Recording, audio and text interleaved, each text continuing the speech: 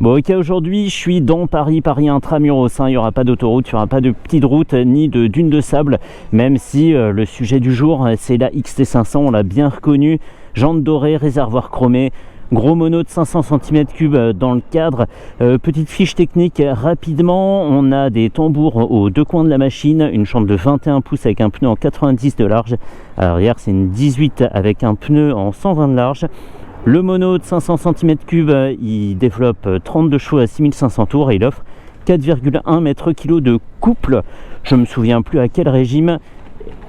Et l'ensemble pèse environ 150 kg. Et on va y aller. Hop. Alors, le kick, oui. Décompresseur.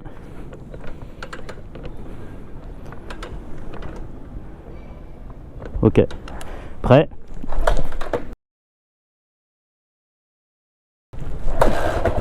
Allez, c'est parti. On va se faufiler, hop. Incroyable. Cette moto, ça fait depuis une trentaine d'années que je rêve de la conduire. Depuis que je l'ai vue dans le James Bond, rien que pour vos yeux. James Bond est poursuivi sur une piste de ski par des XT500 folles équipées de mitrailleuses dans les clignots et qui osent retourner. En fait ça permet de tirer après. Celle-ci est dépourvue de cet accessoire. C'est un modèle qui a été très bien restauré, et si je suis essoufflé c'est parce que j'ai passé vachement de temps à kicker. Je pouvais pas démarrer. Mais maintenant tout va bien. Faut se méfier un peu de l'embrayage qui a une course morte très réduite, mais là à rouler c'est tout à fait moderne. Allez, il faut faire quand même quelques petites concessions, on a une boîte 5 et pas une boîte 6, bref, mais une vitesse de pointe assez intéressante, elle peut aller jusqu'à 140 km/h, donc ça c'est top pour sortir de la ville. Et elle me rappelle vachement ma première moto qui était une DTF 125 verte, qu'on aurait presque pu appeler XT125 tellement les deux se ressemblent.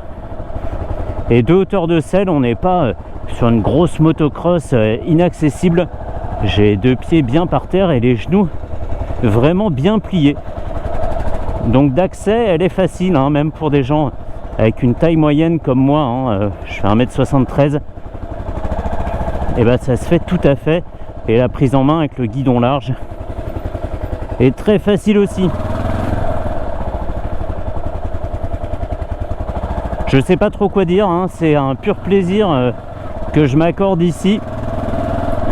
J'ai pris la GoPro juste pour faire une vidéo rapide, si ça peut répondre aux questions de certaines personnes qui regardent pour acheter une XT500, ça sera déjà beaucoup.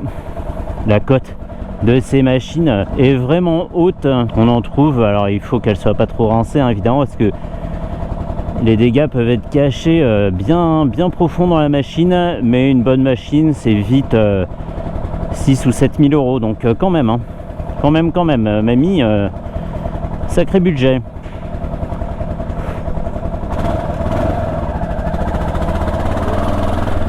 Et le gros mono, je m'attendais à un truc invivable qui cogne et qui est dur à placer en régime, et en fait ça va, on peut le laisser aller tranquille sur le point de patinage, ça se passe très bien. Le guidon large, c'est pas forcément le top ici à Paris, mais c'est vrai que le look il gagne vraiment.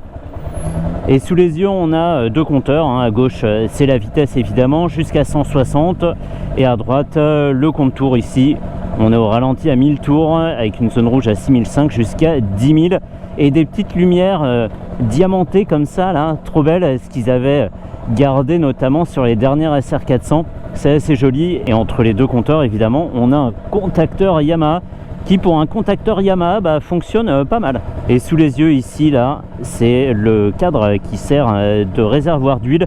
Il a été agrémenté d'un petit accessoire qui indique la température de l'huile.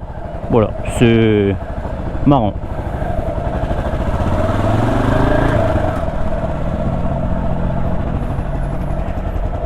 Et jusqu'à présent, les freins à tambour se sont très bien comportés. J'ai absolument pas été pris de court sur les freinages. Donc c'est très bien. On aurait pu monter là. Je sais même pas si je suis dans... Non, je suis pas dans la voie de bus, moi. Waouh. Et une moto qui est assez étroite entre les jambes, hein. C'est sympa, on se voit dans la peinture noire du réservoir. Tellement charmant, quoi. Et contrairement à la DTF 125 qui était un 2 temps, ici c'est un 4 temps, et ben on a moins l'impression de faire mal à la planète, parce que le DTF, bonjour le nuage bleu, c'était pas toujours du goût des autres usagers. J'adore. Et la position, et ben c'est pas du tout ce à quoi je m'attendais. C'est une position assez tranquille, avec les mains assez proches du corps, hein, parce que le guidon a comme ça ce retour, et on est finalement assez compact sur la machine. Est-ce que j'ai choisi le bon chemin? Je suis pas sûr. Mais c'est pas grave, c'est pas grave. J'aurais pu rester assis dessus à faire vrum, vrum, vrum, vrum, vrum, comme ça. Ah bah ça m'aurait plu tout pareil. On va aller à gauche. Yes. Bah la seule montagne que j'ai trouvée, c'est Montmartre, hein. Va falloir s'en contenter. Et je vois mon phare jaune dans la voiture de devant. C'est charmant. C'était encore à l'époque où on pouvait couper son phare, hein. Il y a un bouton pour éteindre, il n'y a pas de veilleuse. Donc on peut comme ça cruiser dans le noir. Ah oui, forcément, il y a un camion de livraison.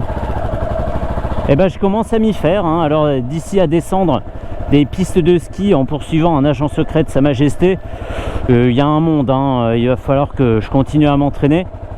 Mais c'est une moto facile à prendre en main, avec un charme évident, et qui est finalement pas si difficile à utiliser au quotidien. Je pense notamment au kick, qui peut être rédhibitoire les jours de fatigue.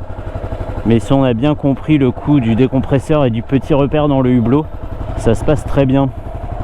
C'était l'essai avec la vitesse moyenne la moins élevée. C'est incroyable. Mais encore une fois, c'était pas le but. Le but, c'était de prendre en main le mythe, essayer d'être à la hauteur. Et je trouve que je m'en suis pas mal sorti.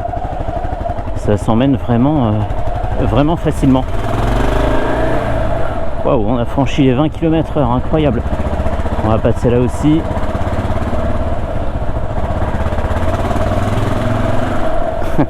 Je dois avoir une de ces dégaines là-dessus, ça doit être trop bien. Ah, j'aime beaucoup. Et ben c'est bien, hein. Je sais pas trop ce qui me reste à essayer comme moto. Vraiment mythique. Il y en a plein, hein, mais des motos qui me parlent, il y en a finalement pas tant que ça. Celle-ci en faisait clairement partie, hein. Ça fait à peu près 2 ans que j'en cherche une à l'essai, et les conditions sont jamais réunies. J'ai essuyé des refus, etc., ce qui est tout à fait normal et je le comprends. Et aujourd'hui ça se réalise. Je conduis enfin le gros mono 500. Ça passe, hein.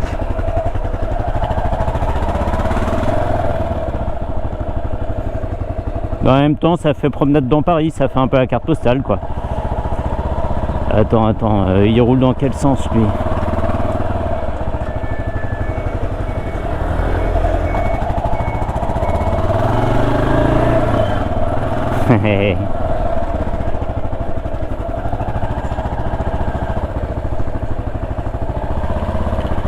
C'est tout doux, le moteur a un bruit génial, même si ici c'est pas l'échappement d'origine.